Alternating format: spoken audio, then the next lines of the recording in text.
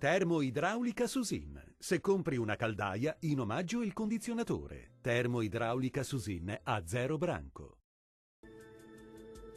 Alta pressione sull'Italia e dunque bel tempo asciutto sulle nostre regioni e anche ampiamente soleggiato, tuttavia con qualche nebbia sulle pianure. Vediamo il dettaglio del 23 dicembre. Sul Veneto foschie o nubi basse, sulle pianure, specie al mattino, del Padovano e del Rodigino, ma in rapido dissolvimento. Ampio soleggiamento sul resto della regione con cielo sereno o al massimo poco nuvoloso, innocui addensamenti sul Bellunese.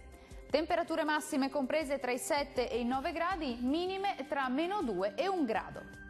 Spostiamoci ora a vedere la situazione del Friuli Venezia Giulia. Poche novità rispetto ai giorni scorsi, ancora tempo asciutto, sarà una giornata caratterizzata dal sole ovunque, con il cielo che si presenterà sereno o al massimo velato su tutti i settori. Vediamo anche in questo caso le temperature, le massime saranno comprese tra 8 e 11 gradi, minime tra -1 e 3 gradi circa. Concludiamo infine con uno sguardo al Trentino Alto Adige. Tempo asciutto e stabile grazie alla presenza dell'alta pressione che regalerà alla nostra regione un ampio soleggiamento. Il cielo infatti si presenterà sereno o al massimo poco nuvoloso e con locali addensamenti solamente sui settori di confine. Le temperature massime saranno comprese tra 6 e 8 gradi, minime sotto zero.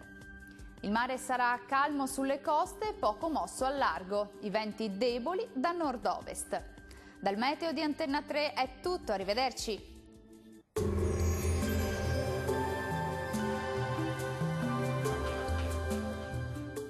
Termoidraulica Susin. Se compri una caldaia, in omaggio il condizionatore. Termoidraulica Susin a 0 branco.